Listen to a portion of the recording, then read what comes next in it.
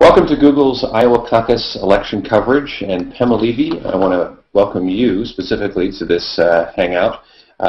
You are currently a news writer at Talking Points Memo, Yep. and previously you've been an assistant editor at the American Prospect.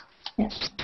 All right, so tell us a little bit about what you're expecting to see in Iowa, if you can try to put on your prediction hat, look into your crystal ball, if you will. What are you forecasting in terms of who's going to come out of Iowa leading in the Republican field? That's a good question. Right now we've basically narrowed it down to two people. Right now Mitt Romney is actually polling ahead in a lot of polls, which, you know, even a week ago was no one predicted that would happen. But it's actually, I would say his odds of actually pulling off an Iowa win are actually pretty good. You know, Ron Paul has sort of been talked about as the dark horse that could upset this and take Iowa. And then lastly, you know, Rick Santorum is all over the news the last few days. He's been running a really intense, you know, retail traditional campaign on the ground, and has gotten sort of last-minute support in terms of ads and, you know, ad buys from a few small super PACs.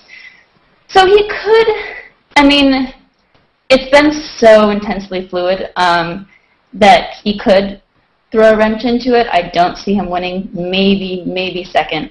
But there you go. I'd say most likely Romney, then I'd give it to Paul, and then I'd give it to Santorum. And you didn't mention Newt Gingrich in there, even though at times he's been leading in the polls. Does this make a difference to his campaign if he doesn't win in Iowa?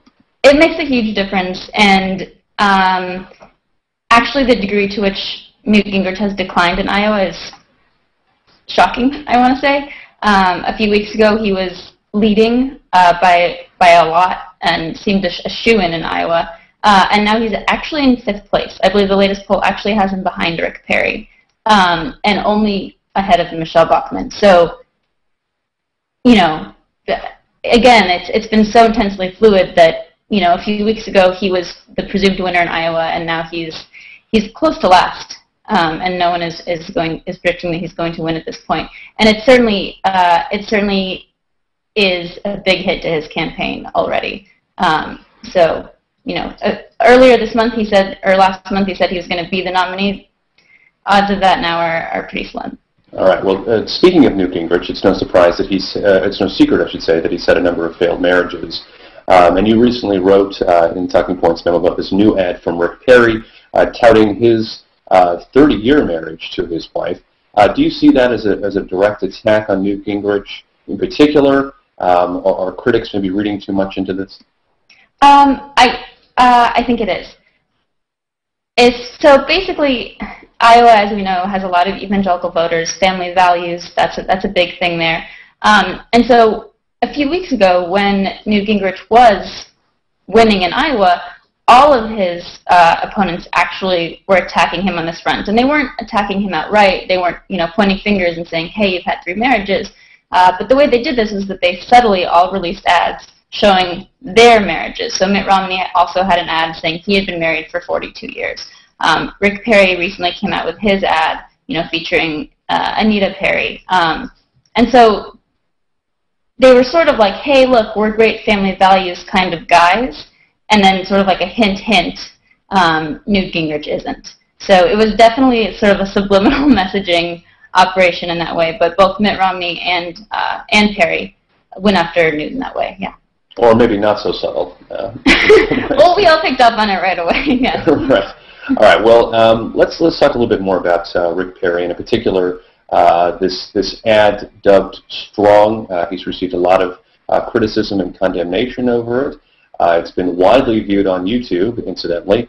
But do you think it will affect the GOP primary voters at all? Will it play any sort of a role in terms of their decision-making?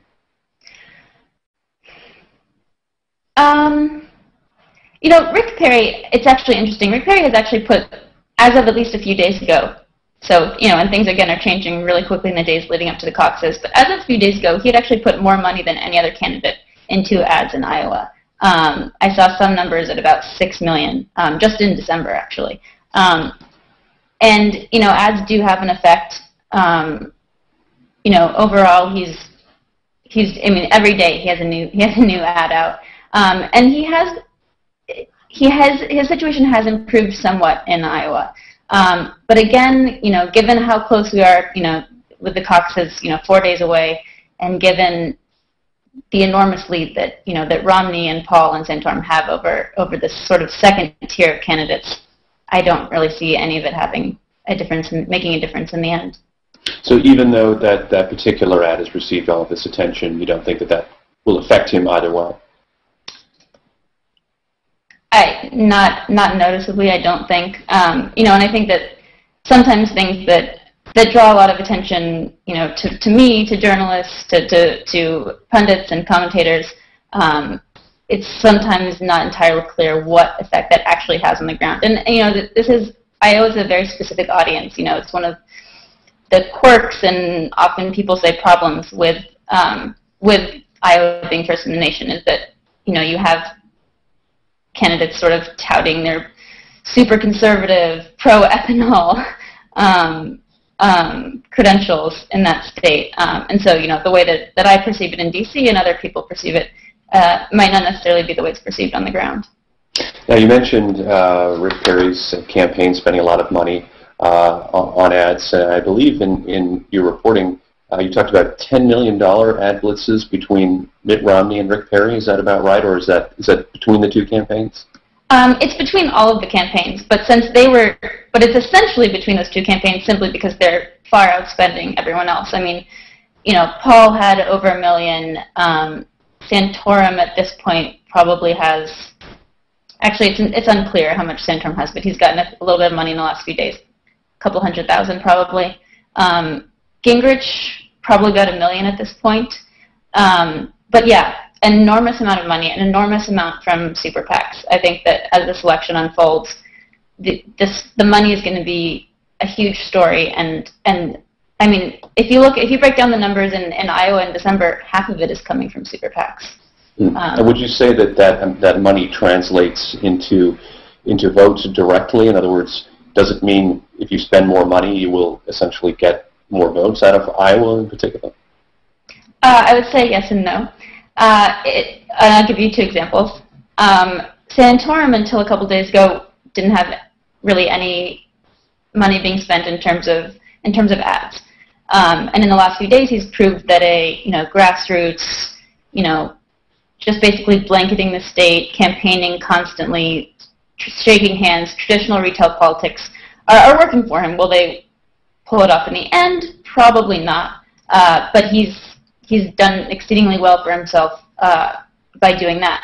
On the other hand, you have Mitt Romney. He hasn't really been in the state very much, but he's spent millions and millions of dollars basically attacking Newt Gingrich, and those ads have been incredibly successful, at least in taking down his opponent.